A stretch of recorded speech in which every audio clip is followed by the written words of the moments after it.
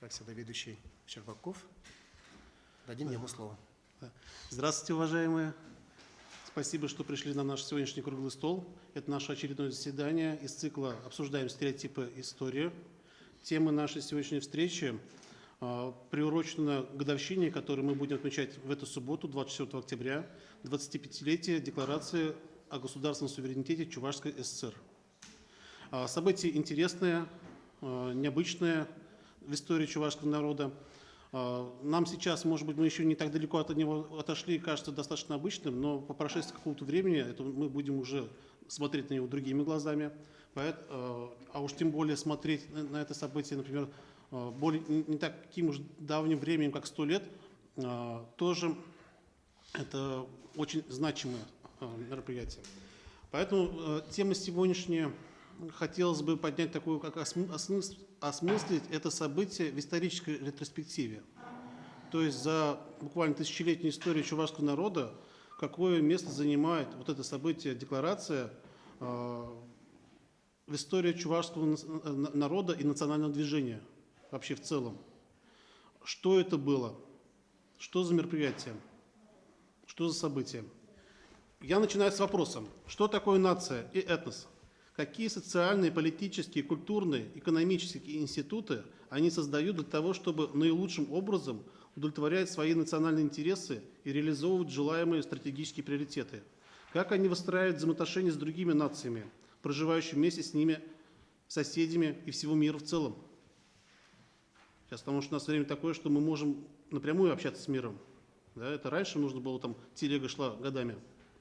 История человечества богата разнообразными ответами на данные вопросы. Сам факт того, что какой-либо этнос достиг начала 21 века своих национально-политических форм, говорит о том, что у него есть свой ответ, своя формула успеха. В древности одни народы, чувствуя за собой физическую и интеллектуальную силу, предпочитали подчинять соседние, в итоге создавая политическую систему, основанную на чувстве превосходства одной нации над остальными. Другие народы, сопротивляясь этому давлению, распадались, становились частью более сильной, и тем самым некогда былые славные нации навсегда уходили с международной арены. Либо, напротив, укреплялись и отстаивали свою независимость, становясь достойным конкурентом, оттачивая свою самостоятельность и умение вести равноправный международный диалог. Ну, таких примеров у нас очень много, которые защищались, они отстаивали свою независимость, другие, которые подавляли.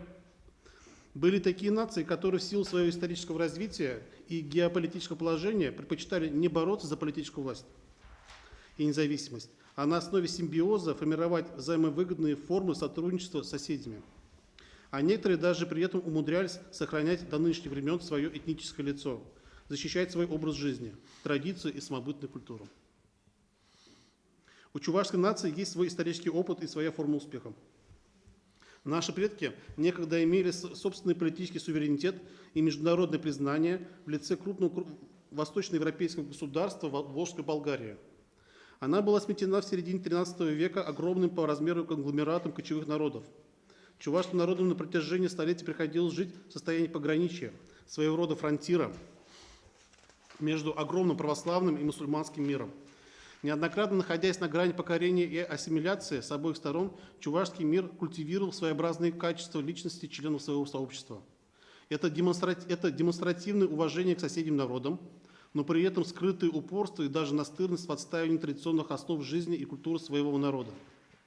Это культ труда как источника благосостояния, причем я здесь подчеркиваю, не трудяги, как у нас сейчас, не трудолюбивые, а именно культ труда, потому что как более в таком другом включении, как нация труженик.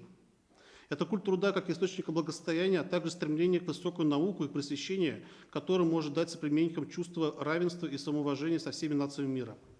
Это высокая степень социализации личности, где самым человеком высоко ценится мнение общества, но при этом склонность опираться на собственные силы и в некотором смысле индивидуализм. Много в чувашском коде собрано разнообразных и противоречивых качеств. Сейчас у нас часто используется такая фраза, как русский код, там какой-то еще тут. Вот чувашский код у нас тоже интересный, достаточно своеобразный.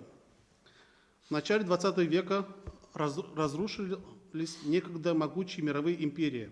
Британская, германская, российская, османская и австро-венгерская.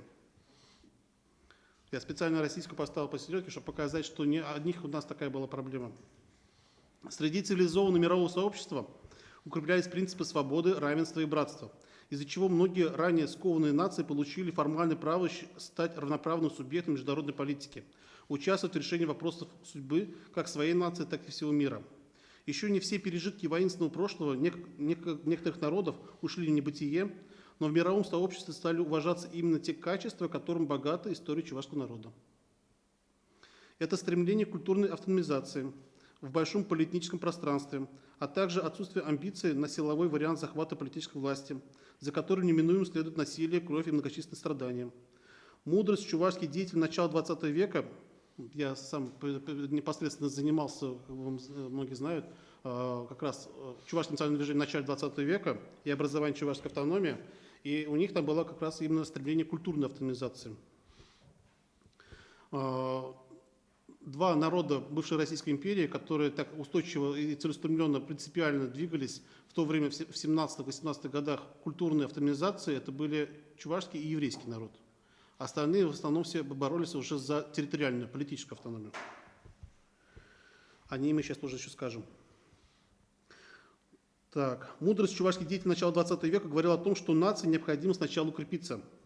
Для этого было необходимо вместе с общегосударственным учреждением власти формировать и укреплять национальные структуры, которые курировали бы в первую очередь вопросы национального образования и культуры. Как говорил на общечувашских съездах депутат учредился Иван Васильев, цитата: «Большую шапку на маленькой голове при первом ветре сдует».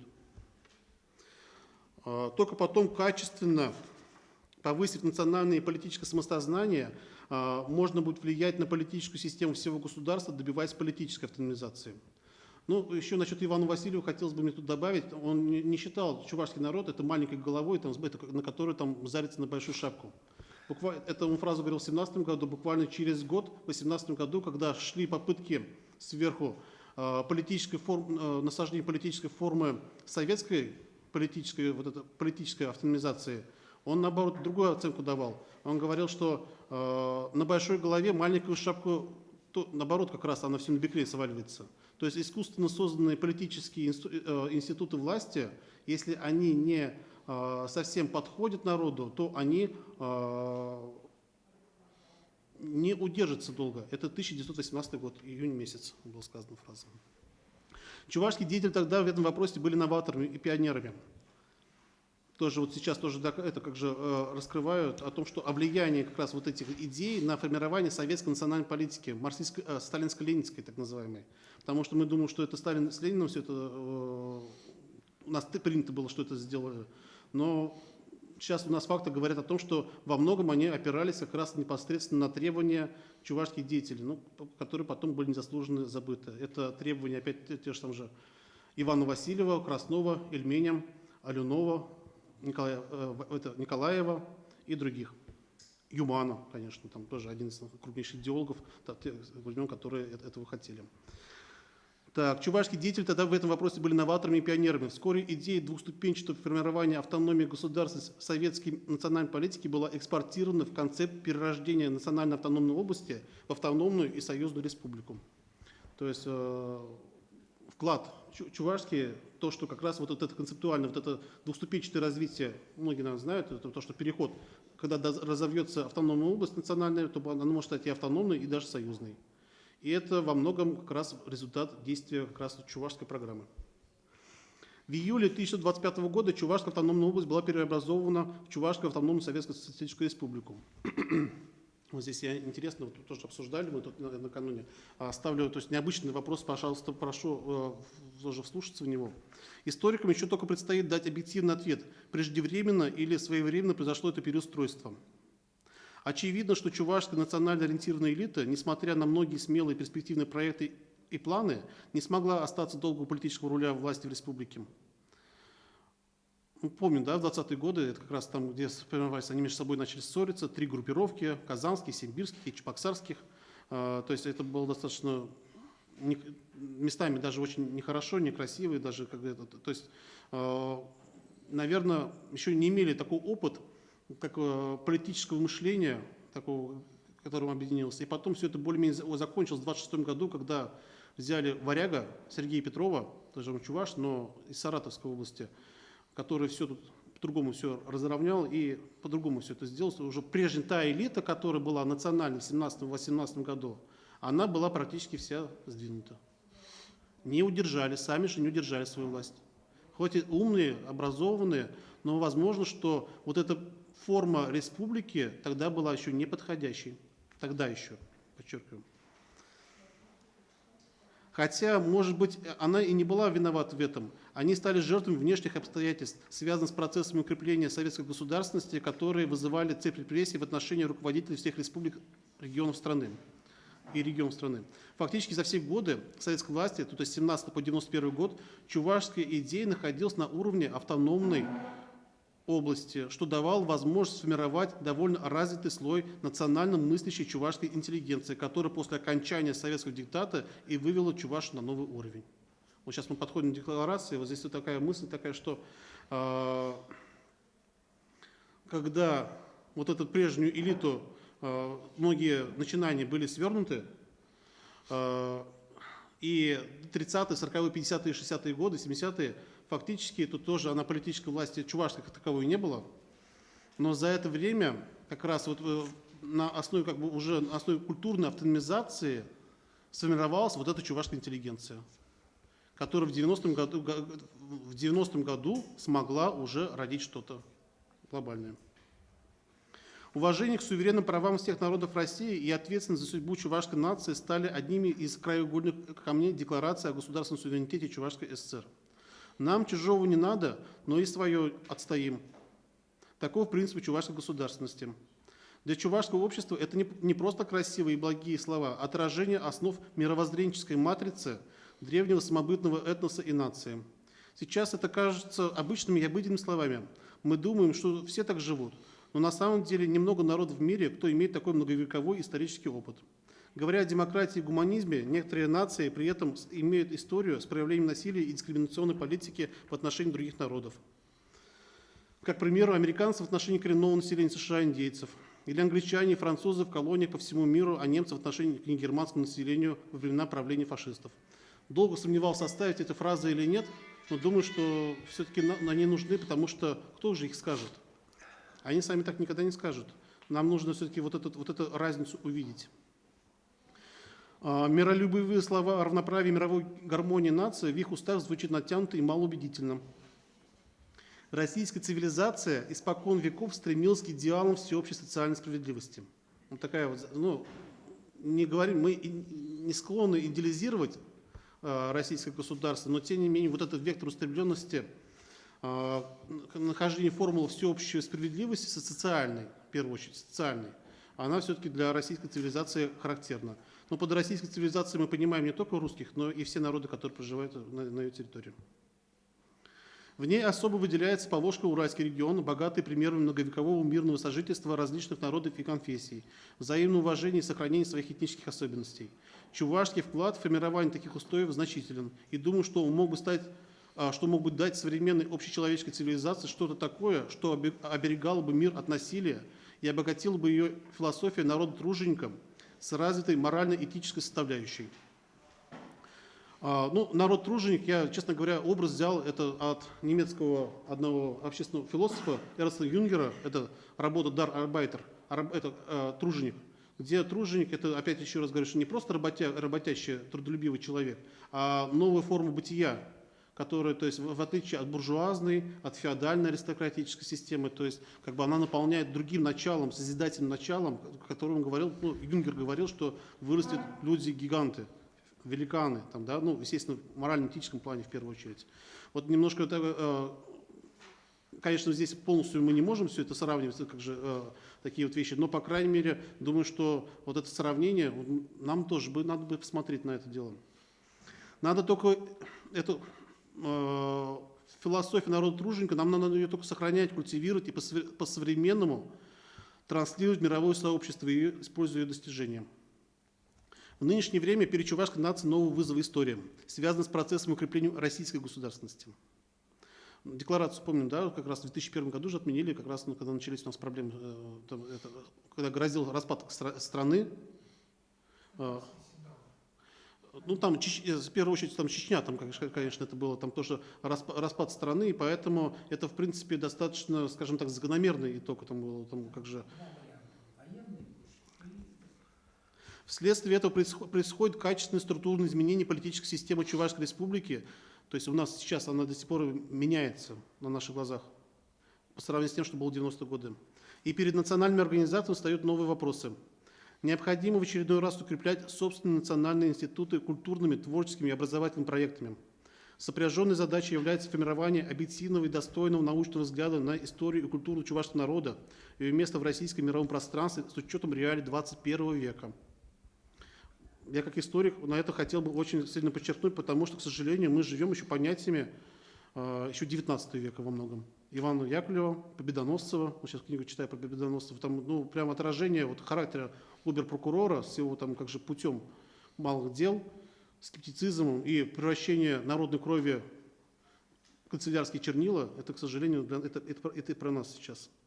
То есть сейчас вообще реалия, в советское время была другая формула, работала, там как раз там в основном использовали про темных и забитых, которые вот советская власть должна в 4 раза больше финансов выделять, чем другим регионам страны, для того, чтобы их культурное доразвитие. И как у нас вот Коричев в 25 году писал, что не будет у нас коммунизма, социализма в нашей стране, пока чувашам экономически их не разовьют, их там как же, то есть гораздо больше. Это была форма раньше, скажем так, вот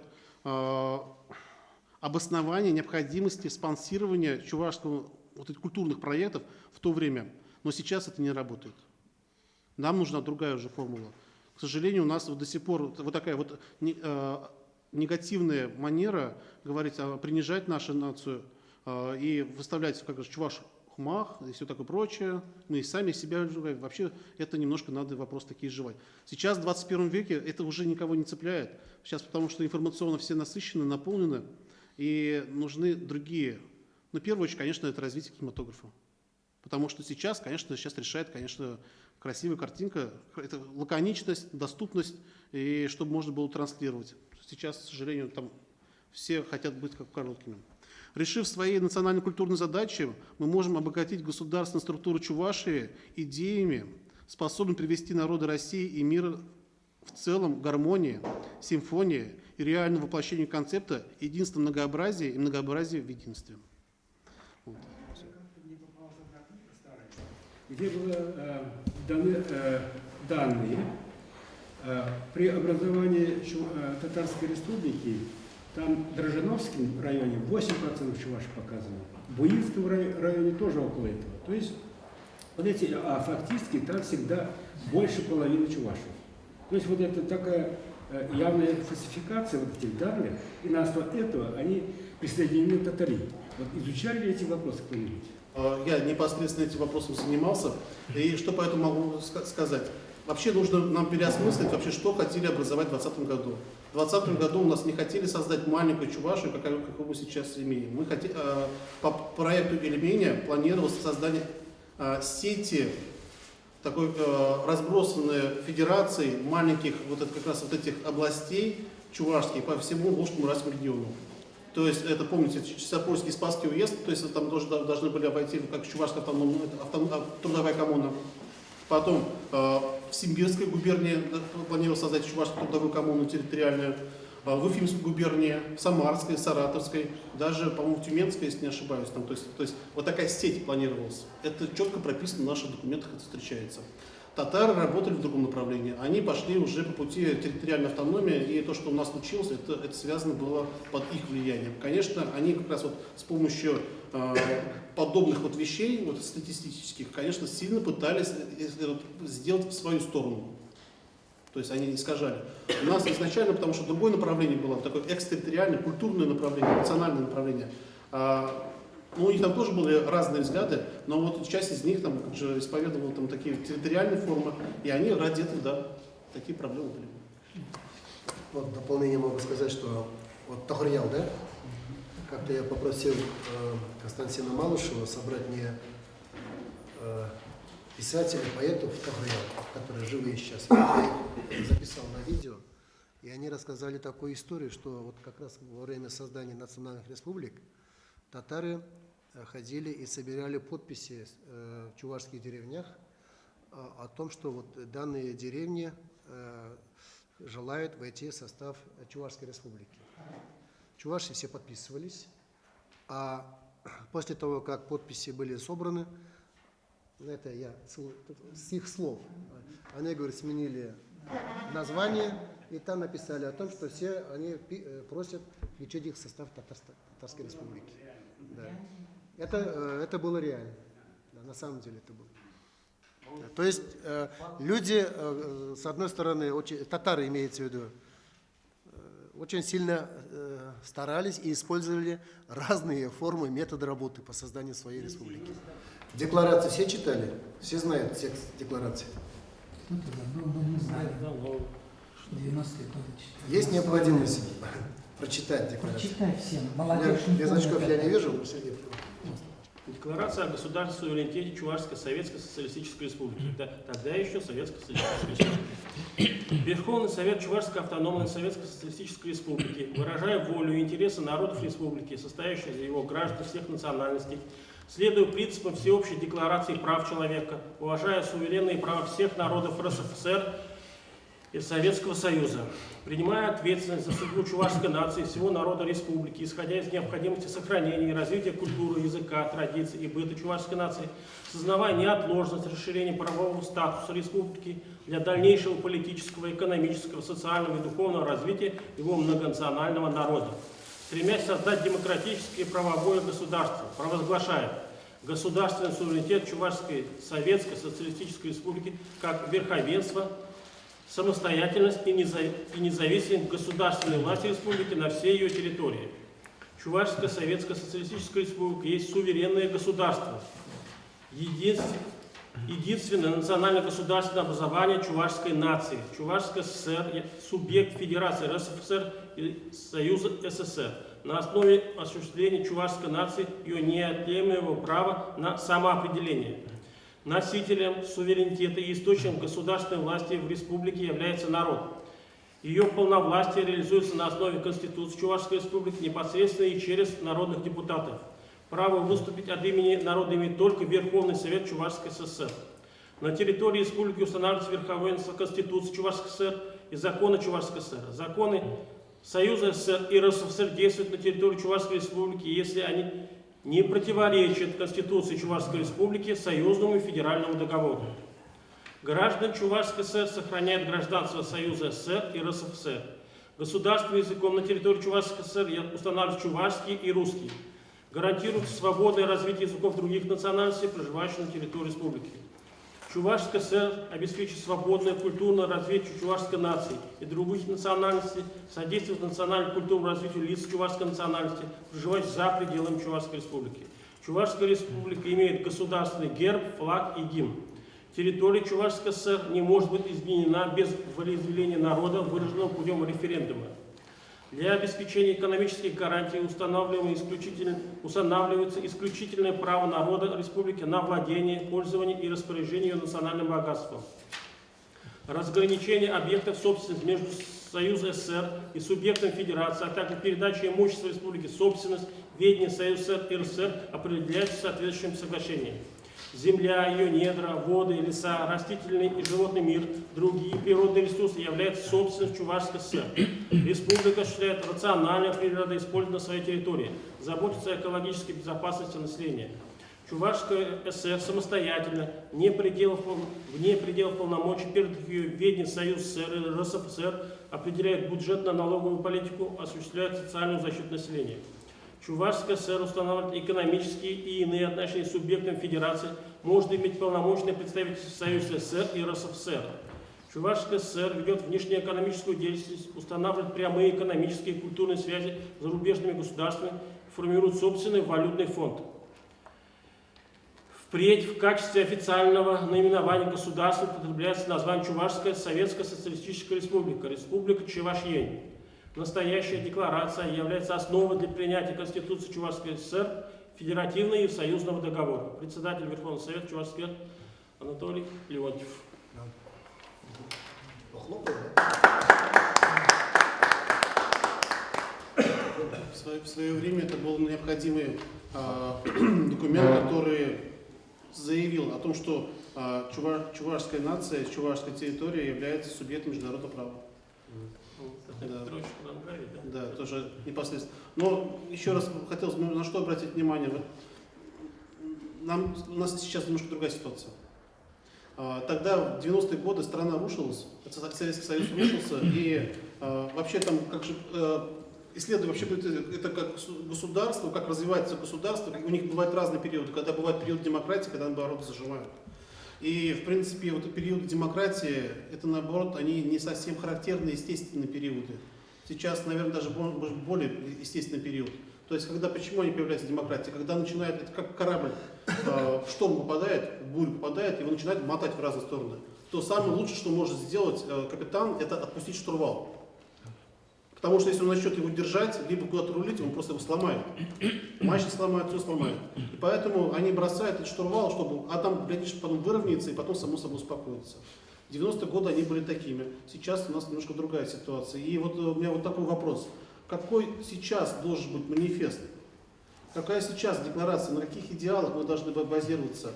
Потому что это мы очень хорошо себя заявили, но не является это ведь такой надежной формой для того, чтобы обеспечить стабильность и благополучие для нашего народа, региона, России и вообще.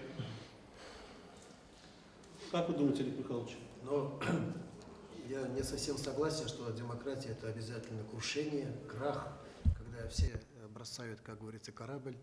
Но пример Европы, Западной Европы, пример Соединенных Штатов Америки и многих демократических стран мира говорит о том, что демократия, наоборот, это залог успеха и процветания государства. Вот. Феномен Российской Федерации, наверное, заключается в том, что у нас демократия пока не прививается, потому что мы не прошли тот исторический отрезок времени при демократии, который прошли эти западные демократические страны. Что касается этой декларации, да, то значение его огромно, потому что в мире происходят глобальные изменения, и эти изменения, они касаются и нас, и Российской Федерации, она не живет отдельно от мира, да, от мировых тенденций. Для нас в свое время было совершенно неожиданно крушение Советского Союза, которое имело как объективные, так и субъективные причины, да, то, естественно, вспоминая историю, да, вот Сергей очень удачно вспомнил, что в XIX веке многие империи рушились. То есть это неизбежная судьба любой империи, это разрушение. Любые империи, они происходят, значит, период образования, период расцвета, и неизбежно они сами же рушатся в силу развития внутренних, значит, законов, которые неизбежны. И если мы будем сохранять имперские формы государства, и если мы еще будем, так сказать, строить опять-таки империю, она сейчас, эта идея пользуется большой популярностью, да, мы уже говорим о самодержавии, да, значит, если мы сегодня проведем референдум по Российской Федерации, надо ли ввести самодержавие, я не уверен, что скорее всего, большинство проголосует за самодержавие.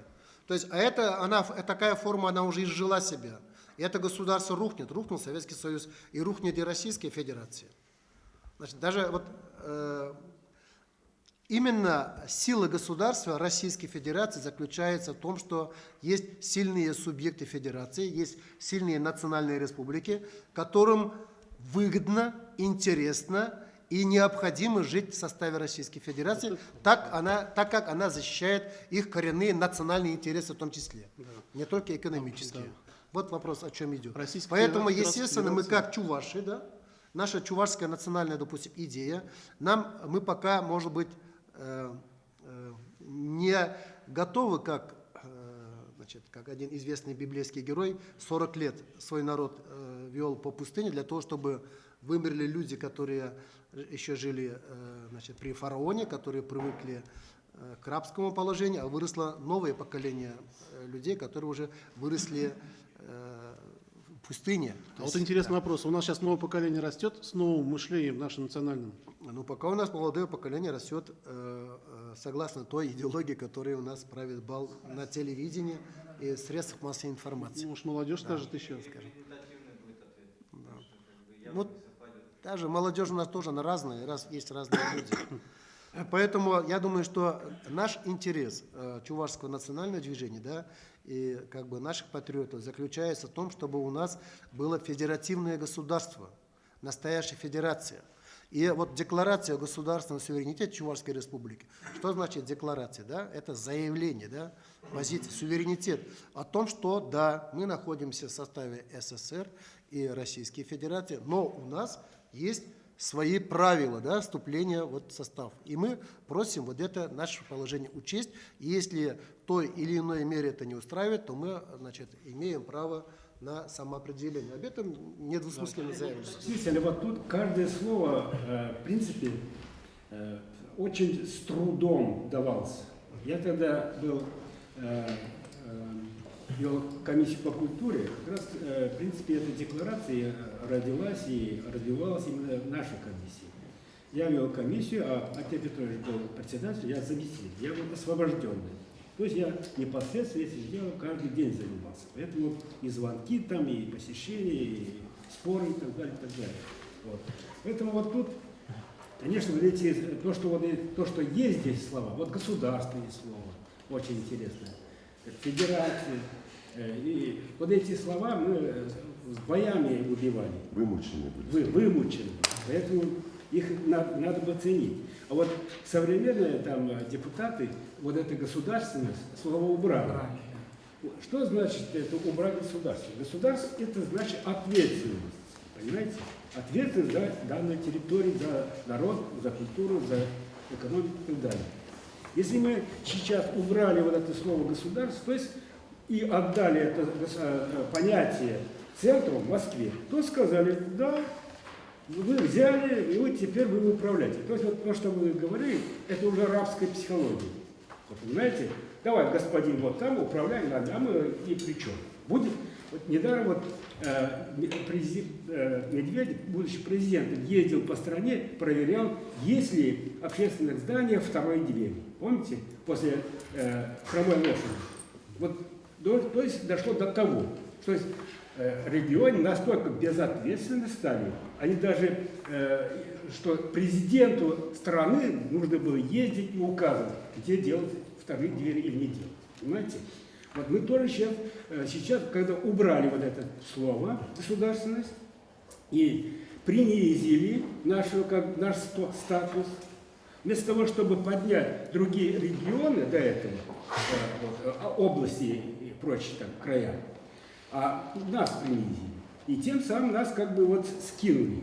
Скинули в такое рабское положение. Вот теперь результат какой? Как только государственность теряется, уходит, то приходит паханство. Понимаете? То есть появляются некоторые силовые структуры, некоторые наиболее сильные личности, и вокруг себя начинают образовывать мини-государства, то есть управляемые. То есть там действует закон о пахане. Понимаете? Классический пример. Вот сейчас, вот как раз Чувашия и является именно, управляется паханством. Понимаете? Теперь в главе идут за каким-то вопросом, идут в Варнаве. Понимаете? То есть Варнав в данном случае занимает как пахан. Он решает буквально все. Хотя у него никаких таких прав нет. По Конституции, ни по декларации. Понимаете, что получается? Потом, даже творческие союзы, если посмотреть, они уже сидят, там председатель десятилетиями. Тоже правят как пахан. Художники подходят, целуют руку этого пахана. Это же явно признак не только раб уже, это уже что-то более низкое. Понимаете? Вот чему сразу мы проваливаемся. Когда мы какое-то слово из декларации убираем, получается вот такая картина. Поэтому к этим вещам надо очень ответственно подходить. И за каждое слово, тогда вымученное нами, надо бороться и держаться надо. Вот я считаю, в ближайшее время нам надо вернуть слово «государство». Иначе у нас будет хаос, и это погаство приведет вообще к гибели. Очень хорошее направление, вот Олег Николаевич тоже вспомнил, что все-таки сохранение основ российской федеративности должно быть самой главной задачей. Потому что, вот, причем еще раз, вот, когда вопрос поднимал, что чувашское государство может создать для России и для мировой цивилизации. Для России, я уже подчеркнул это неоднократно, там, то, что формирование такого толерантного, достаточно, в хорошем смысле слова, толерантного, взаимопонимания с другими народами, такого стремления договариваться, потому что далеко это не у всех есть. Далеко не у всех есть. И этот опыт надо экспортировать. В мировой цивилизации вот этот федеративный принцип, он уже позволяет сохранить мировую цивилизацию, вот эту многогранной, мозаичной. Сейчас, потому что идет процесс тотальной глобализации, унификации, осирения, там, да, чтобы серым там все, как же все формировать. И сохранение этих принципов, это же очень важно. Мне кажется, уже давно, который год говорю, что вот этот чувашский, все-таки, наверное, менталитет, хорошее вот это качество, должны стать мировым трендом. Вот как японцы же сделали свой трудолюбивый характер процветающего общества, и это не только ведь самураями интересуется этот мир, а вот именно труженики, японская нация. Может, нам тоже за такие вещи бороться? Здесь я одно слово. Правильно Сергей насчет евреев сказал. Смотрите, чем евреи берут? Они берут что? Своей верой, своей Торой, своим Ветхим Заветом, своей культурой, они создают определенные технологии, причем даже вот эти цифровые, вот эти учения различных семионик или различных. То есть нация дала миру определенные вещи. Мы же как бы немножко как тараканы в банке. У нас вот нищие республики, и все между собой начинают делиться. Все национальные... И так мало. Так начинают между собой все национально-культурные общества с собой делиться. Юхма отдельно, Артем Петрович отдельно, Лукьянов отдельно. И вот эта ситуация и тогда была, и сейчас продолжается. Мы никак не можем единую национальную какую-то идею какую-то решить, за которую надо продвигать и которую двигать. А все, каждый свой кусочек национальной своей культуры взял, продвигает, и в результате у нас мозаика получается, ни единого движения нету, и все разбор. Не могут понять, а что такое же национальная культура чувашская, а что такое чуваши, и что такое чуваши дают. Нету четкой, ясной политики в области культуры, все разброс. И поэтому и дискуссий, к сожалению, тоже нету. А в начале 90-х это было, очень часто было и политклубы, и круглые столы, и многие там участвовали. А сейчас вообще такого нет. Вот хорошо, что Сергей еще пытается что-то сделать. Я надеюсь, в конце концов мы придем к консенсусу и будет более-менее выработана единая политика. У нас очень много уже готового есть. Надо просто собраться с мыслями, определиться и понять вообще, как это четко реально 21 век, еще раз повторяю, что все-таки у нас, как бы там ни было, все эти сейчас процессы наши российские и мировые, они не от нас зависят. Мы их не можем не повернуть, не развернуть, там, как бы мы это ни старались, больше какую сумму для этого силы не отдали. Поэтому нам все равно надо встраиваться в эти системы, то есть найти в нем свое лицо, а не героически погибнуть. Сергей Приксмат, декларацию делегал зам. Ты рассказал, что Пайнигун, мен думал обидно, так эти, какие направления, какие векторы развития, да? Брать геополитика мощнейшая, да? Исчезает, объединяется, Европа в границе убирает, объединяется. А вот может действительно раствориться быстрее. Обрусение, брат, обрусение, быстрее обруситься, и проблем нету, все. Че цепляться за чувашское? Нет удар, вот евреи, Зембек, 70% евреев еврейский язык не знают, например, живут комфортно, проблем нет. Правда, за Израиль государство, мотивация, вот, Шамбаксин особенно, да. Какая мотивация? Да, старые маргиналы, куда будем таскать, давай, чувашская, а молодежь тоже не то, что чуваши покидают, где уже Москву покидают, Европу осваивают. С молодежью работаю, и в том числе с русскими, и они, честно говоря, достаточно очень симпатии, не все относятся к чувашам, и как к народу, у кого есть конкретно своя культура. Вот тот парадокс, Сергей, подожди, не перебивай. Вот именно продвинутая молодежь, так называемая, да, продвинутая молодежь, Земгаевич Мускава, Европа нагаяш. И вот Эбер, старый патриот всем, старый националист всем, онда берут, потому что кураж чеченцев, кураж трударзения. Смотри, молодые чеченцы, да, в Москве что вытворяет. Буквально взяли свадьбы, с флагами стреляют, то есть показывают свою этничность и свое я показывают национальное. Теперь, говоришь, быстрее, значит, объединиться, в Руси вырос мало, а чеченцы вырос мало, ни в коем случае, туда же ни в коем случае. И вот чем всем говоришь, а как же так? Чеченцы был наш Чечня, или туда же был наш, а почему у нас нет? Вот в земле Шубашкара, как мы еще на проект Сембор, и сказал, что вот что же мы можем показать миру, да? А Сергей даже говорит, вот земли, насколько я знаю, немножко владею информацией, да, земли далеко ушли от нас. То есть взем кураж, раз, в принципе, да, быстрее можно, по идее, обруситься, но татары соседи что-то не думают об этом, так ведь? Или Чечня вообще отдельное государство, там разговор не будет, что когда-нибудь об Руси, это же теоретически это невозможно. А что касается татар, вот декларация, конечно, имеет только идеологический характер. Что касается татар, здесь же отдельный договор, по-моему, вот отдельный договор, экономический договор, в соответствии которого у них остаются налоги, какие-то определенные налоги, преференции. По сегодняшнему день у нас сейчас договор был. Вот результат их декларации. Конечно, в то время, конечно, наверняка был на какие-то козыри и мудрый шаймит, конечно, это мог отстоять, но что имеем, то имеем. Хотя чисто вот для души, для самолюбия, да, декларация Бернбор, да, декларация Бор. Теперь можем гордиться, что в свое время Берн был за. Конечно, это не предмет нашей заслуги. Конечно, Берн свободу отпустили, удила отпустили, мы рванулись, и вот как потом немножко захлопнули. И тут же и государства нет, и слово, кстати, вот Федор Иванович полностью согласен, а слово президент теперь, кто торопил, кстати, вот с этим словом президентом, еще бы он уже был 2 года по инерции президент Чувашской республики сохранять, и никто не торопил, взяли и впереди паровоза, так сказать, татар же до сих пор слово президент не убрали, не помню, что 2 года запас есть. Вот тут Чамба. Можно начать с татар. Все-таки у татар немножко другая ситуация, это еще давних времен, у них, им даже не надо ничего обосновывать и объяснять, потому что татары это является ключевой нацией для диалога российского государства с мусульманским миром. Мусульмане, одна Да, из козырей татар. Это их козырь. Почему Екатерина II вернула сословные права вот этим татарским феодалам, а чувашским не вернула? Потому что это для того, чтобы стабилизировать отношения с мусульманским миром. И они всегда, им не надо об этом тоже говорить. Почему сейчас у них там все расцветает? У них уже есть изначально вот этот козырь, и они его очень хорошо распиарили. Чечня тоже хорошо живет.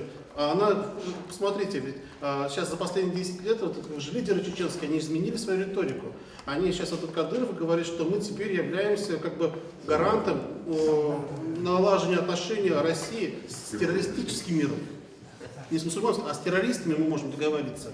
Да? А вот чувашам нам нужно поискать. Но он у нас есть. У нас, потому что у чувашей, чем интересно, вот как раз вот, мне очень нравилось, вот я не знаю, чьи это стихи, на родниках России, кстати, замечательный фестиваль, надо вообще тоже его, там, как же у нас посмеются над ним, но надо делать его как-то, поддерживать, это замечательная вообще идея. Там звучали неоднократно стихи, там все тоже расцветает, там про наш хороший край, замечательный, и там он заканчивает такими словами, что «Россия, ты будешь процветать, пока в Чувашии в тебе есть».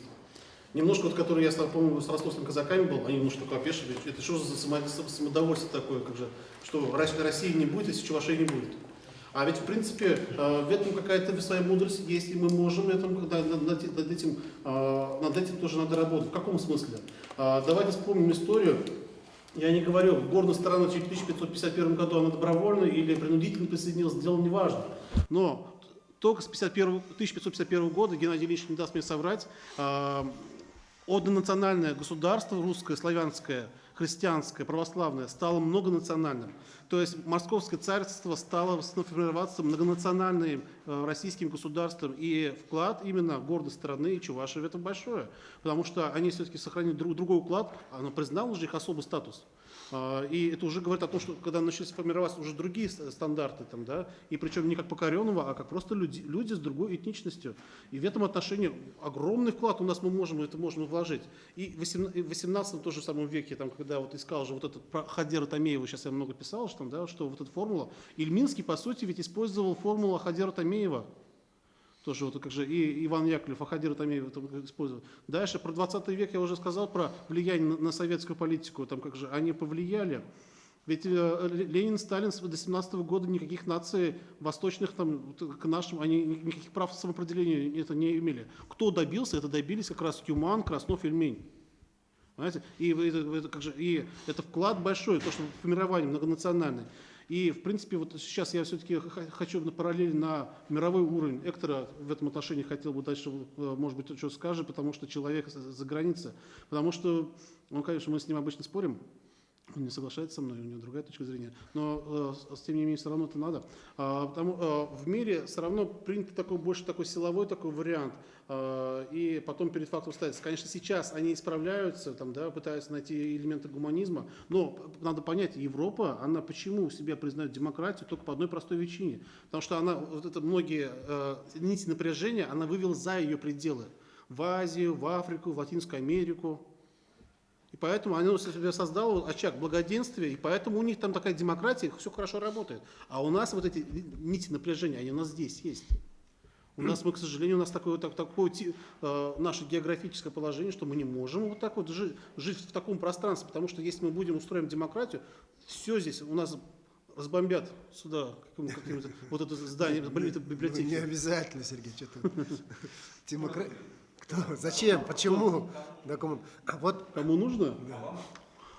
Нет, не зачем Обаме. Но если взять... Обаме на пенсию Я прошу прощения, Сергей. Если взять мировые тенденции, допустим, да, даже вот, допустим, Германию возьмем, да, ну, унитарные государства, да, до последнего времени было. Живут немцы, да? Европа сейчас последние 50 лет, это не та Европа, что было раньше. Согласен. Но любой... Ну, я и говорю, но несмотря на это, они свое государство построили на федеративных основах. То есть они сами искусственно разделили практически, да, на федерации, на земли, на Бундестаг и Бундеслаг. То есть каждая земля там имеет такие... Это не сейчас, это не Меркель сделала, это не демократия. Причем Бисмарк, он железной кровью объединял федерацию. Нет, я там не так, там демократично о ФРГ говорю.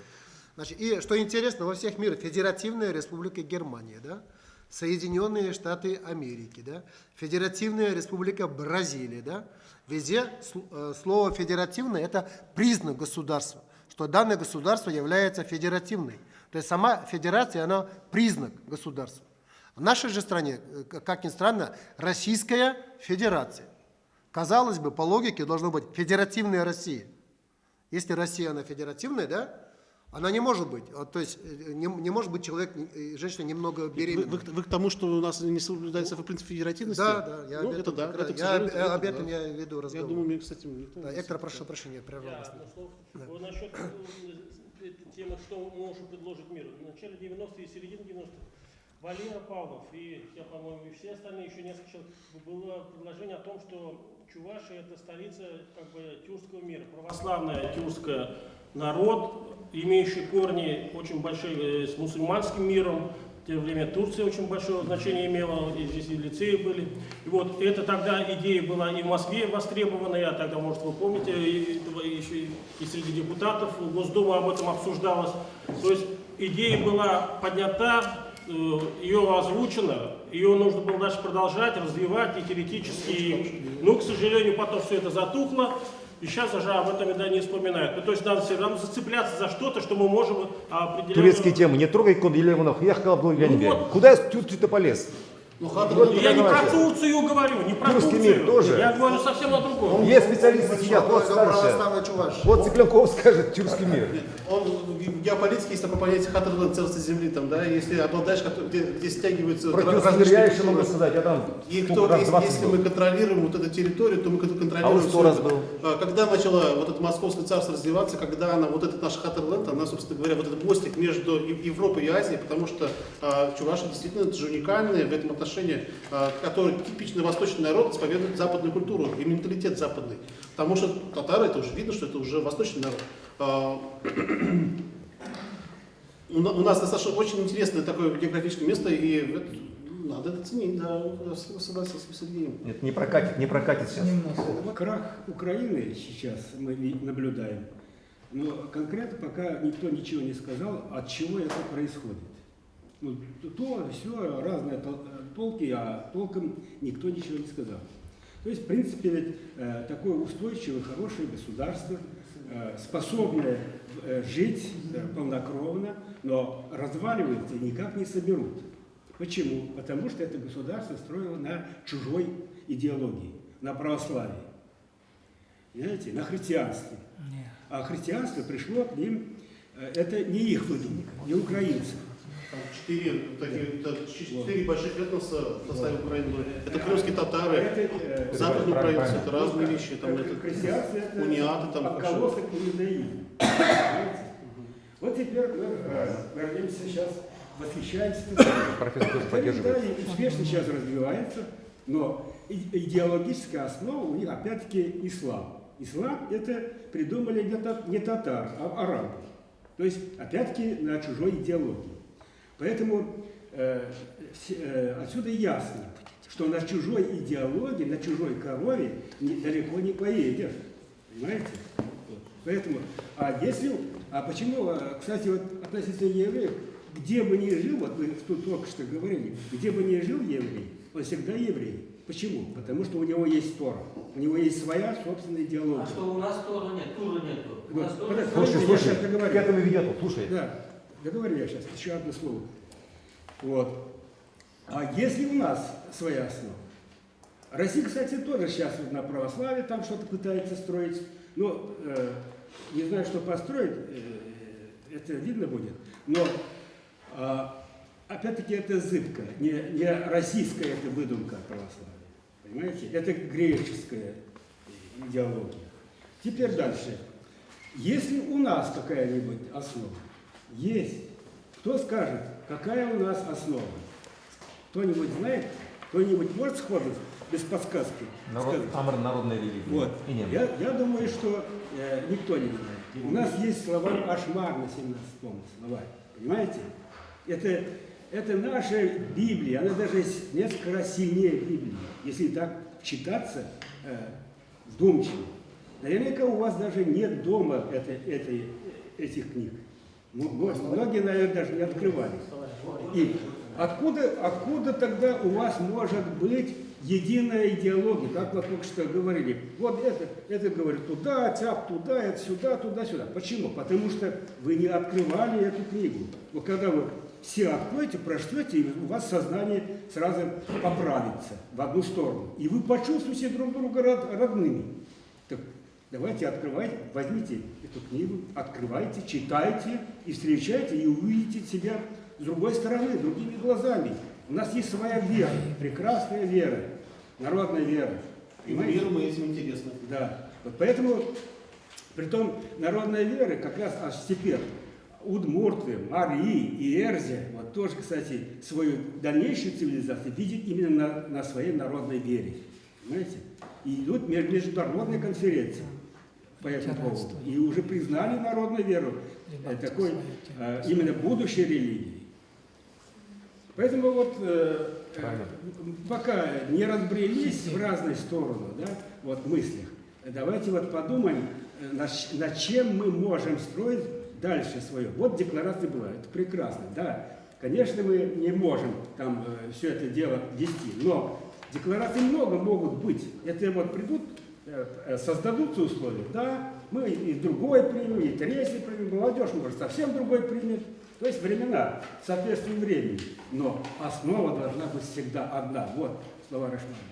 Это наш быт, это наша культура.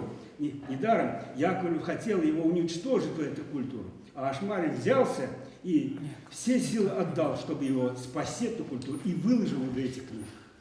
Толковый словарь. Благодарен кандидату исторических наук Сергею Щербакову, то, что он вот инициатор, такой вот патриот вот такого вот мероприятия. Он уже, это цикл у него, вот, таких он приглашает, хороших людей, Молодец, и вот обсуждают. Тащит все это, молодец. Тащит, да, молодец. Вот дай Бог ему здоровья. и чтобы потом докторскую защитился.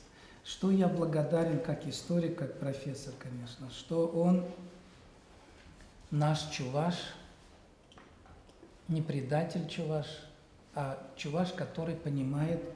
И в предисловии, вот то, что он зачитал, никто на это не обратил внимания, он говорил о государственности и конкретно сказал правильно, очень правильно, для нас это очень приятно. И исторически верно он сказал о Волжской Болгарии. Не Булгарии по-татарски, по-кыпчацки, а о Волжской Болгарии.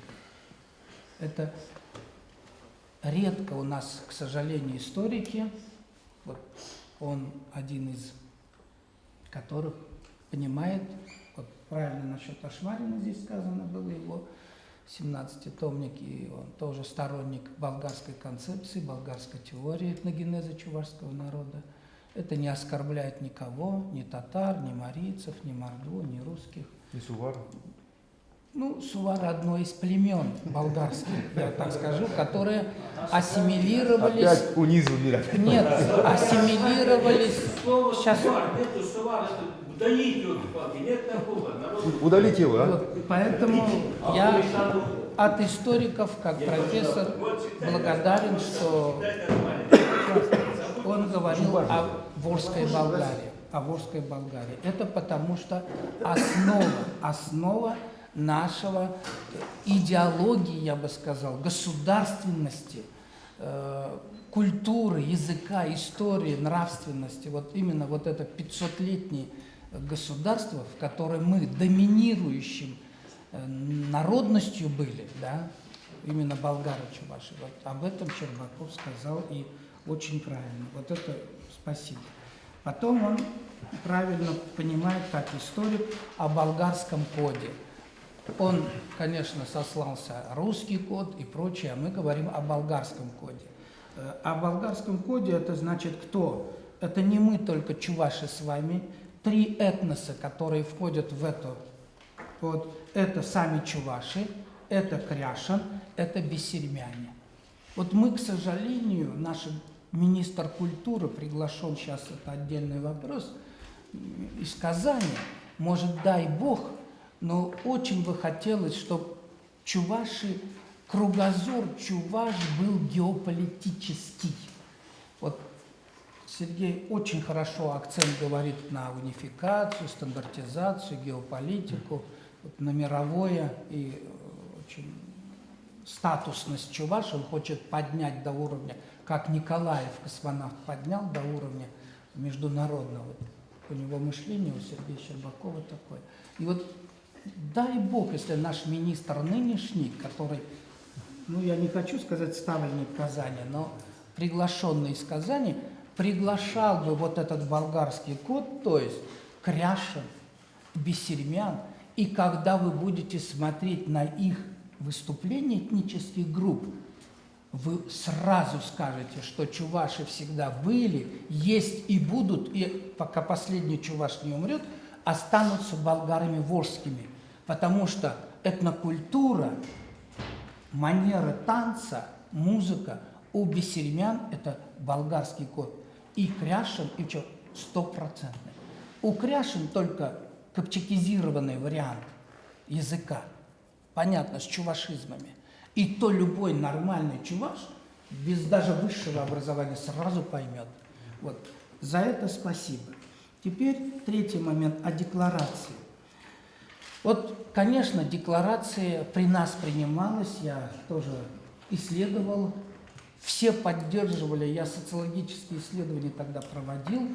Петр Степанович нас запрещал это проводить, по сей день я ему это лично сказал, ну, что делать. Красновий. Краснов, еще как категорически Выгонял даже. Выгонял, и анкеты выбрасывайте. Как же у вас один из основателей ЧАПа, Петр Степанович Краснов? Вот со Что съезда делать? выгонял. Что делать? Ну, это, ладно. Вот главное, что тогда руководители, вот патриоты чувашские, как доброжелательно принимали социологические, то есть вот эти декларации, эту перестройку, эти все мероприятия. А по поводу татар, хочу сказать вот добавление, они ведь приняли о выходе из РСФСР декларацию такой Верховного Совета и вхождение в СНГ. Вот поэтому разница. Мы чуваши и татары. Почему Ельцин-то и сказал, берите, Сколько сможете? да, переварить? сколько сможете, так Сколько скажем. сможете, да? Да. Нас договорили. Сколько сможете Переварить? проглотить. Проглотить, да, Жарите его. выражение Жарите. Ельцина, да, проглотить. Вот. Это декларацию о выходе, что ли, на Варавзе? Да, О прямом выходе? о прямом выходе и вхождении в СНГ. В СНГ. Вот почему пришлось... Статус автономный, Да, союзный статус. да, в союзный, да, уже на других, на уровне Казахстана и других. Вот.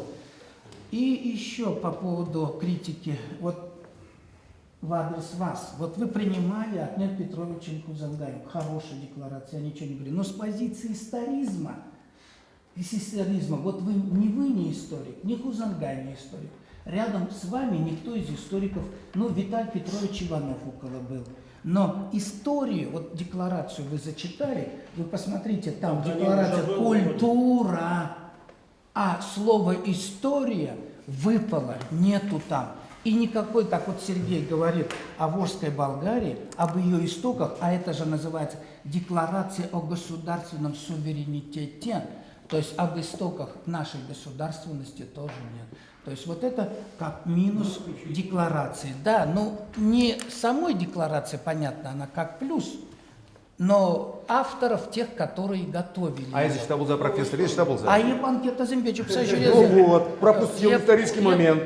Я депутатом не был. Вот с тебя спросим за Меня это сейчас. к депутатству никогда не подпускали. Я простой чернорабочий был. Еще один Я момент. вынужден напомнить, что у нас время Все, ограничено. время ограничено. И А у по нас еще поводу не все последнего. Вот, Сергей очень говорит, что о специфике чувашского мировоззрения, чувашского мира, чувашской трудолюбия, но он забывает, что за 25 лет мы потеряли 500 тысяч чуваш. 500. Нет, 450. нет, более 500. Еле-поспешно. Давайте так, вот так. Вот на этой печальной ноте я хотел бы остановиться. Если мы только будем декларациями, вот как один говорит, еще вторую декларацию принять надо и прочее, здесь ни одного депутата Госсовета нет. Вот это плохо. Вот представители иностранного государства есть. Спасибо. Спасибо, честно. А Сергей не приглашал? Вот, молодец. Кто виноват? То есть, вот как мы здесь говорим с Тимуром, мы даже иностранцам не нужны, чуваши. Татар пасут, вот как Сергей говорит, весь исламский мир их вытаскивает. Теперь они как? Третья столица Российской Федерации Казань. Все. А Чебоксары райцентр Татарстана по концепции Шаймиева. Знаете, мы согласны на включение Мариэл и Чуваши в состав Татарстана. Это он так заявил? Да, официально, открытым текстом. А у нас спросили? Но мы не сказали ничего. Вот, Нет, мы тоже согласны на вхождение в состав Чувашского. поэтому Татарстан согласен, да? я как хочу пожелание. Тогда сразу Спасибо сразу Турцию. Сергею Щербакову за то, что он вот такой патриот. Одну фразу вот насчет вот этих 500 тысяч там, да? Более 500 это ведь тысяч. не люди убитые, умершие, это люди, которые потеряли веру в свою нацию и стали называть себя русскими. Поэтому надо Или сейчас татарами. или татарами, или башкирами, или другими, или эльфами. Ну, Есть такая проблема сейчас, да? Надо бороться опять за их умы, за их умы, чтобы чувство гордости возникало, чтобы не возникало, чтобы вот чтобы бросить они и знали историю болгарскую, достойную историю, не ущербную, как мы чувашский подносим. язык, гордость была. Давайте на Культура, этом, все гордость понятно. была. Значит, нас было 2 миллиона, сейчас 1 300 000. Сколько потеряли? 700 тысяч потеряли. Не надо Нет, мешать. 1 500 000. Олег, прости, я тебя 1 уважаю. 500 000 это по всему миру, а в России, я говорю. Как? Человек, Да, да, пожалуйста, вы хотели. Барнар район Яндешлих Ингердюжи Суварин Андрей Дмитриевич, Уих Кайла Васильев болса, Халь Суварин. Конечно.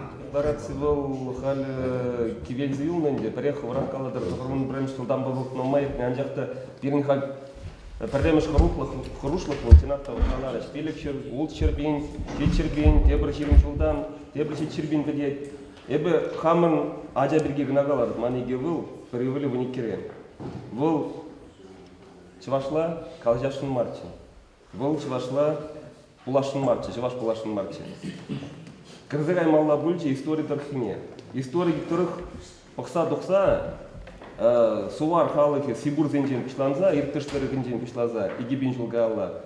Терле Боржи Зенджи Болза, Иран Егозембе Шигымза Гайза, Ебна оннан дарза Шидердим, Эбир Тиликчур Шул Кайалла Булзагайна, Ага Зуга Даваган Халах Темерем, Ебна оннан дардым, Эбир Игибин Жул Кайалла Булзагайна Халах, Эбир Сувар Земдези. Был хальман, чуваш телхине время тюхне калать, ма бирин шкулда, чуваш телхине иги урок эрнере вренге шедит, а вырос телхине кашни вундит. Был чуваш телхине врене, манда прилег мана отедит, и хальхойн хужаматнеде, Василий Фран, Малдан Галачи, Балакерли Мардезы, Сувар Дедарлазас, Вижимкун Пахсалардымар, Аттилла, ну, был вырсланде, на Куярна, Аттилла завоеватель. Был в Иене вляте, папа дед, отдадит Аттил, ну, чувашлах как хотеть, отдадит Аттил завоеватель Бухапрадит, Пухрамарда. И в нам нандара, вот шапсам шапшап, тватымыш МРД, шапла, шабышны, Волгала, ептит, ядадит, Аттил и рептит, если ты шех Крызанга, халехтит, кыштах шукла забыхтит. Ептит, манадит кележетит, еп пулма булдарап шамбектит. Шанбада калашынын де барзамахкана, енченде чынахта хамрын пулас орова и бир кадартмас про хамрын историне, чуваш тешин марвизин, вот. Кадарсасын гана чуваш тема пришлаще. Халенде пхамын терлевлартум, вот Тимир Бегех, терле канегизим пеузу гурза, хам калашны пеузу гурза, шамрак сене, хамрын ендеш сене, варна район ендеш сене деп данер волейбол вилярмы, репсе каласыбадымда. Візем бит хашукламаш он берге. Вырсла гана калачаш, ма вырсла калачадыр дедip. Амен терлемарда немде. А кайран нандарадыпта, чынақта шапла. Кенегизин ескизе бар деді, шатпайын хал. Изгилин ескинегизин. Вот изгайты барап кашнине бірер кенеге. Булатчер, кашни келде кенеге булмалла. Кенеге сразу галап. Чуваши это, Виталий Петрович, он всем нужно Чуваши. Эбі галама себір чын-чын сувар егінчен гынадизі галама. Он суваризм не болеет, сразу галап. Чок, онда Утригури, Утигури, Дхурах Плейдер Бурде, Терле Эксем булны, шав Агурзем дені бегенде. Анчақта челги берін, юлновичка шав челги ойрынде. Шаванбада енженде шавна эбер ажызыне гдартмас бір тебір жерім жылдан, эбірде уже пенсияне дуғап бірді, шамер қалысылармағына бұлдарат бар. А взем естеште, взем вырслагына қалжаш. Взене декларации, взем акомбекте шухмах езір, мдымагерле бере, эбер Шубашкар области был здрав. Урхла мотивация была, да. Хорошо, Я поддерживаю. мотивация. Эктор, пожалуйста. Будете говорить? Нет, да? Или? Хизепле Суварин Юлдажа Малдан реплика бек перезамахкана галаза горашын. Сын девашла ужамат тавас пулзан ин овсене мажут по взене прахсагвар баланде взене на тепле жупла задумала. Икки мышынже хамыр декларации батне даврынзан еп шакна галашын. Пирин декларация негізінде халимон хыжзам история шукижин азырмажын келеше тем ытыйды өзене онда таксанки абалке история негізігі апар. Но анжақта пирин чын малдан пәлмелі абалашабынды. Пирин декларация негізінде выл паянхигун едемлік цивилизация адаланза шетсе тузақ адырлене худшыну принципізем, худшыну вижизем. Урухла галазасын. Идем провизен декларации.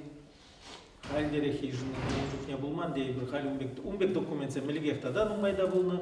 Вот калабурында Хельсинки канашлывы Ижинове.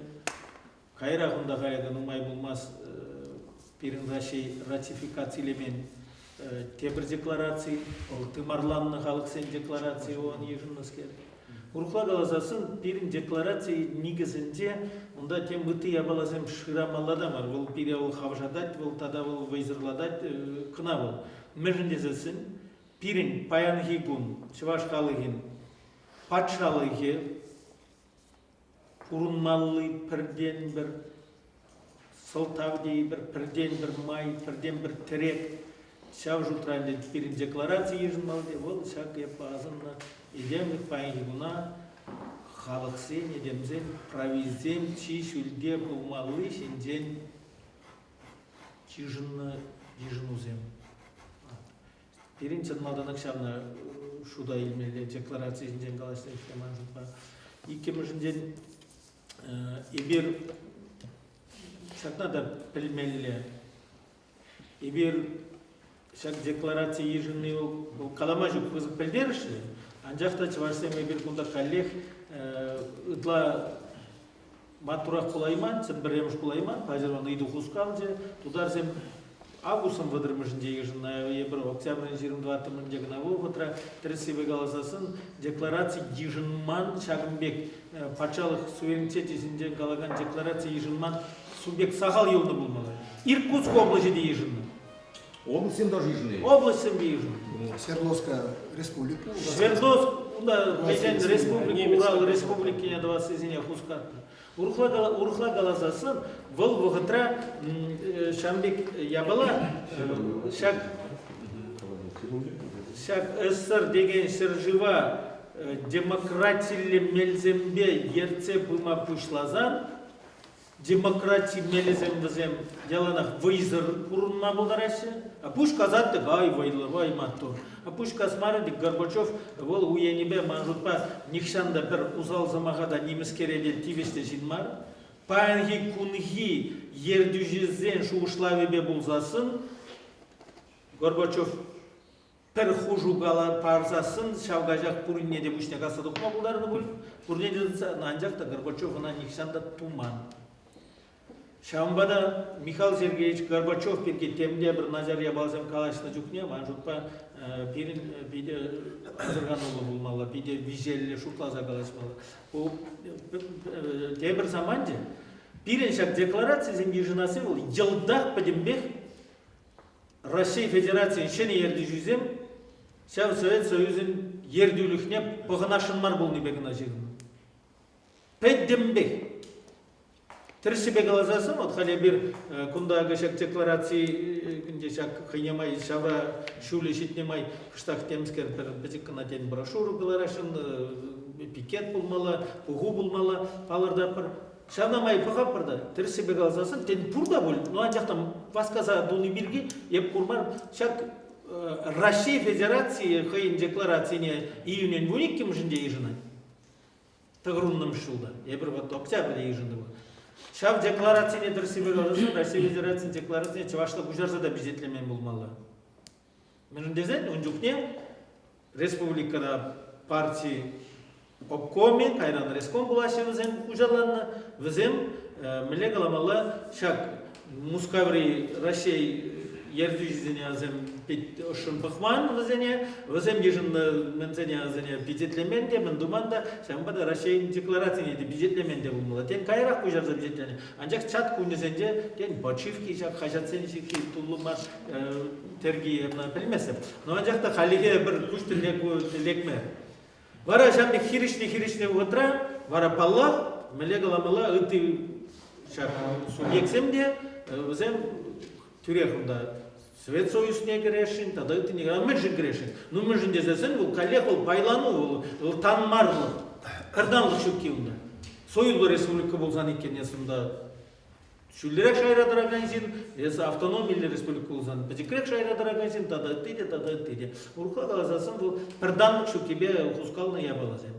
Но шабақта хоть демле болзасын да декларацияне шабла ежінма болдарны, бұл биде манжут па пызык шиденю, еп кыш бір материал зене шабла шейші материал зенемзен кыштақ пыққаларында, хажат сенде, Аллах бұнда чын алданық Атнер Петрович Федор Иванович Мадуровын, Атнер Петрович Кузангайба Мадуровын, візен комиссиин түбі күнда пейді бізіп тезе жұтлады бе, візен чыннебеде, мен шаббек хастар еселене. Иленче, тогда Азадаварла Камзине, Самахан, Лидермаш тоже.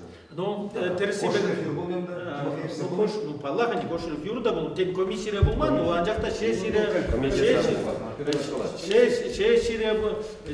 самах тукса калашы был, но візен мен етті. Ундан не берем деп керешу кайран шесть болса гайд, калы бұрында патшалық сілгеде чываш тілігіне гына ежімдар атсыжын. Ну, а жакта ана пәтемішіне ана ұрламасы, ежінмасы, но вот паңеки күна құрап бірінде вот қальсы уаран ерлашқаланы бек, қал перін мен вот чываш тілге ол кыштақ. Иксеге бір демскі, мұшқыл шайынже, дем шайынже дұрзай олайды, қалы кетчақса көрайды, бүкшінса көрайды. Вот бұл патшалық сілгене чываш тілге анжақ ежіні болсам, барлық тада кыштақ адылану вали ұтларақ бұл мабылдар әтсе. Ну, паяңги күн, мәжін дезесен патшалық тыдымызене гайзан, тыван жерге қалашмай, құшырмашты, құрабда бамасы. Шак декларацияне. Ну, көштақ на глаза мабылдар вич предложений бе.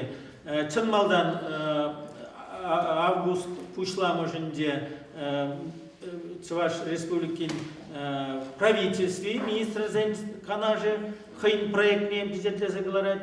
Унгышын августын ширимыш сенеле шак аслы канажын культуру комиссии хадырлене проекта бюджетле загларашы. Унгышын бюджетле загларашы республикари Социал-демократическая партия.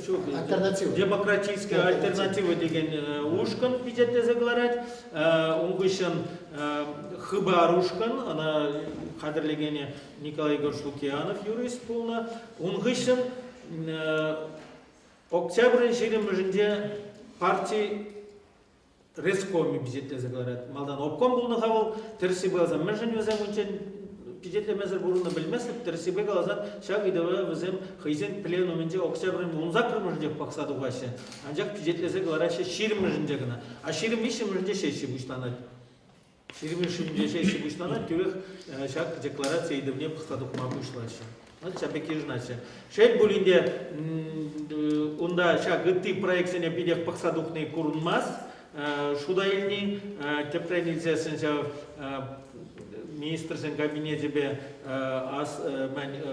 партии Рескоми хадырлене проектсен менезене комиссии декларация нигезе жинже жапла дюза галаза ежинна булмала бирин декларацияне.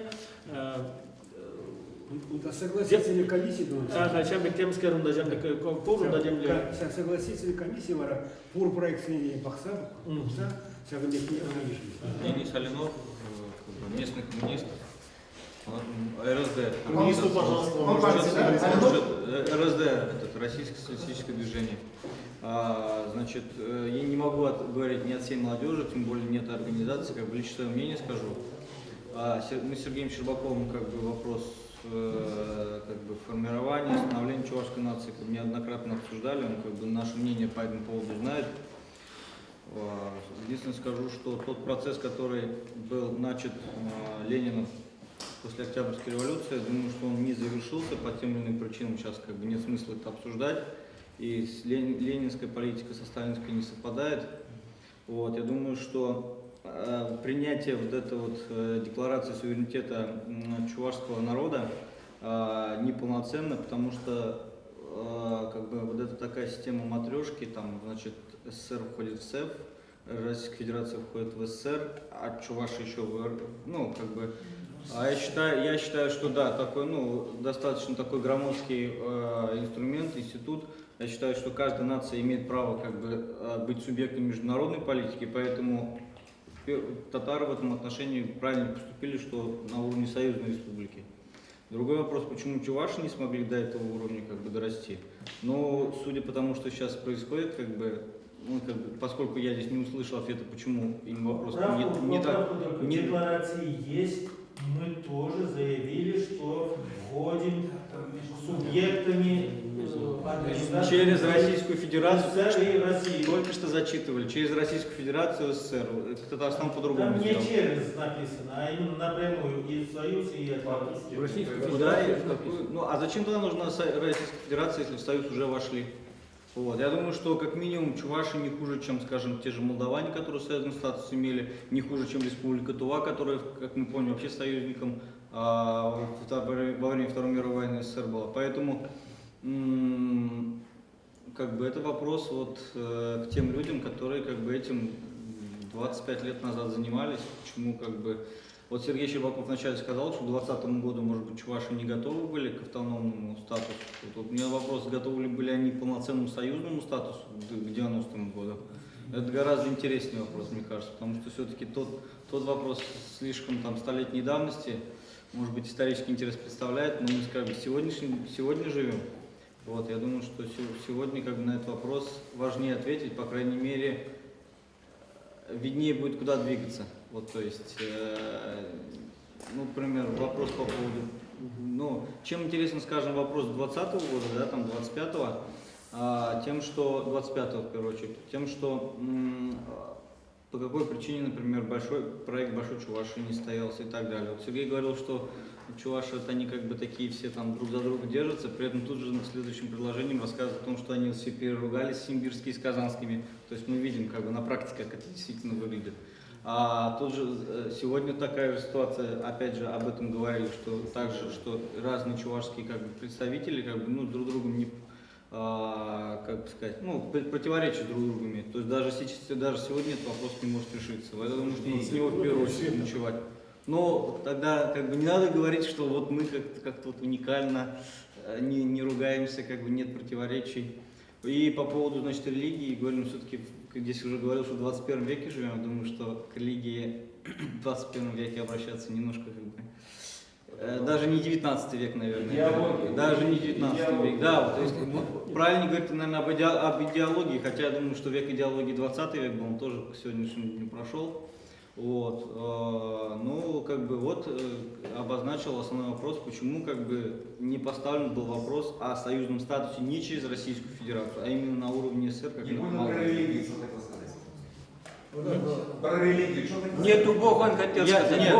Я коммунист, что я могу про религию сказать? Я говорю, что это архаизм, это даже не 19 век. Вот говорят, что Сергей сказал, что национальный вопрос там типа на 19 веке уровне, а религиозный вопрос, это вопрос, я не знаю, там 18 века. Вот. Определение Тура такой, да. Тура, Пурнажа, Ергелезе, Бураган, Шубаш. Давайте, человек сказал, спасибо. Молодец. Да, правильно А кто сказал. такой вообще молодец? Значит, вопрос возник в связи с 25-летием декларации о государственном суверенитете Чувашской Советской Социалистической Республики, Чувашской государственности.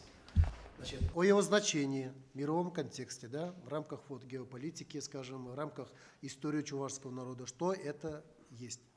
Значит, несмотря на, может быть, противоположные, значит, мнения, хотя таких нет, это был огромный шаг в деле утверждения чувашской государственности. И если по тем или иным причинам, тут некоторые забыли слово «государственность» в Конституции, да, значит, в России ведутся разговоры о ликвидации национальных республик. В России тоже, так сказать, разные, значит, изменения могут ожидать. Вот этот документ, он является тем фундаментом, основательным фундаментом, опираясь на который мы и дальше будем строить свою и совершенствовать свою государственность. Его уже никто не отнимет. И наши поколения, да, они, опираясь, ища, так сказать, если будут искать аргументы, они возьмут, скажут: во, была принята декларация о государственном суверенитете. Опираясь на него, мы пойдем дальше. Вот в этом значение этой декларации. И да, слава этому народу. Это декларация, это же не научный трактат, это не научный трактат, это декларация. И она была принята в таких условиях, когда мы на улице стояли, мы голодовку держали там, демонстрации стояли, к нам приходили, нас провоцировали, да, рядом пели песни, а в то время они там, это было не так-то просто, и тут правильно было сказано. И если бы эту декларацию, если бы загрузили другими еще, как, еще было непонятно, как во что бы вылилось. Поэтому сделано то, что сделано, и сделано основательно, и мы гордимся этой декларацией, и будем на него опираться и дальше в своих мечтах, в работах, в стремлениях по дальнейшему строительству как чувашской государственности, так и реформирования и совершенствования Российской Федерации. Понятно, да? Пожалуйста, Сергей. Да, спасибо очень большое. Мне сегодня очень, мне кажется, наш круглый стол состоялся. Прозвучало много дельных предложений. Даже вот если бы сейчас заново писал бы вот это предисловие, я бы, конечно, бы еще бы добавил бы вот это, усилил бы часть нашей федеративности. С Олегом Михайловичем вот немножко полностью согласен, потому что именно федеративное, вот наше стойкое стремление сохранения федеративного принципа, она сохранит все. И само и российское государство, потому что унитарное государство, она развалится. Да. Россия, она сильна своей федеративностью. Я благодарен очень сильно Федору Ивановичу, потому что напомнил насчет своей этнической религии. Конечно, сейчас, может быть, для многих не совсем это актуально, вопрос религиозный, но это наш кладезь. Вот с своими студентами, когда разговариваю, тоже в чем ценность религии? Это источник морально-нравственных этических норм. Потому что никакая наука, она не сформирует вот эти морально-нравственные этические нормы. Она там, иначе быстро там выродится, там превращается, вот то, что сейчас вот показывают, там все насчет ненормальных супружеских пар, и все подобных примеров мы сейчас много знаем. Потому что отсутствие религии, религиозных норм, я не говорю, что там нужно, но уже ценность уже в этом большая есть. И то, что своя именно чувашская, у нас есть своя самобытная, а вот еще в Институте гуманитарных наук работаю, как раз приходил заниматься и мифологией, она очень интересная, самобытная, и очень много интересных моментов, которые как раз нам позволят вот это, сохранять вот эту свою стойкость, свое своеобразие в лицо в мире, потому что в мире ценится все-таки своеобразие. Да. Потому что если ты будешь там как же, такой же, как и все, в джинсах ходить, как в пиджаке, там, как же ты самое, да, тебя будут уважать как личность, как индивида, наверное, но как личность навряд ли. Ну, еще тоже мне Волжская Болгария, это, конечно, вот, слава богу, это я в этом отношении с Геннадием Ильичем в декларации, конечно, про Волжскую Болгарию тоже надо было сказать, потому что это как раз, это истоки, это даже это правовое обоснование. Правовое обоснование к этому, поэтому, наверное, что, мы сейчас не говорим, что как переписывать ее там, да, но эта тема Волжской Болгарии, это должна быть наша крепкая. Очень понравилась мне мысль насчет мотивации. Формировать мотивацию, это очень важно, потому что если мы будем формировать в нашем подрастающем поколении мотивацию, как я говорю, что надо формировать все-таки на позитиве. У нас слишком много негатива. Слишком много негатива, поэтому молодежь этим отталкивается.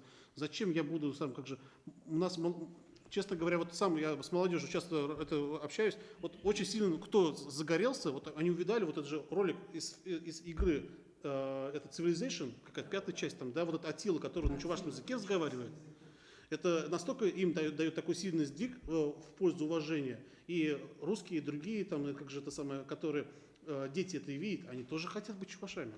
Поэтому подобные вещи, это немаловажно. То есть вот такая мотивация, чтобы вообще сейчас современная цивилизация, она любит гордых людей, достойных, крепких, суверенных, себя уважающих, там, да?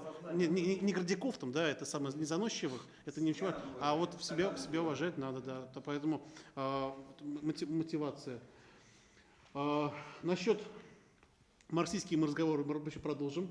Вклад там, конечно, это интересный. Хотелось бы, вот сейчас я больше изучал вот как же чувашское движение в контексте российского государства, но вот надо бы нам еще изучать мировое получше, потому что если мы сейчас будем изучать мировое, знаете, у них это, пускай меня извинит Эктор, там, да, но у них не так все гладко, как они часто себе преподносят. То есть, если у нас есть тоже достойные такие моменты интересные, которые, что мы можем сами сказать там тоже, в принципе, там тоже, потому что вот особенности последних 10-летий европейской цивилизации, еще раз повторяю, это особенности экономического и геополитического положения, где они смогли вектор напряженности отодвинуть подальше от Европы и от Америки к нам. Поэтому мы несопоставимые вещи. Спорно. Да, спорно, довольно-таки спорно. Вот. А давайте поспорим в следующий раз. В следующий раз, мне кажется, давайте в мировом контексте. Спасибо всем за внимание. Будем цикл еще продолжать. И вообще у меня есть желание даже, кстати, потому что вот мне сразу не нравилось вот это обсуждаем стереотип история. Мне кажется, надо формировать клуб чувашских интеллектуалов. То есть такое название, такое, как же это создать? Как вы думаете? Да, поспорить всегда очень интересно. Да, собирать вот людей разных Правильно было мнений. сказано, что у нас не хватает дискуссий, не хватает, и они нужны. Да. Надо дискуссионную культуру нам нужно формировать. Согласен.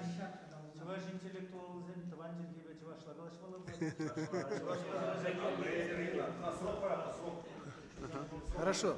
Просто тот вопрос, который вы поднимали, да, обращаясь, этот вопрос у нас уже был предметом круглого стола в свое время. Вас не было, поэтому не будем. Это был отдельный вопрос круглого стола, вопросы возникновения Чувашской республики в 20-х годах. Поэтому, да. Это, если вы желаете, он есть Сувар ТВ, наберите в интернете Сувар ТВ, и там есть видеоматериал. Он активный участник этих круглых столов. Был, да? Ну, тогда хорошо. Всем спасибо огромное. Надеюсь на скорейшую встречу.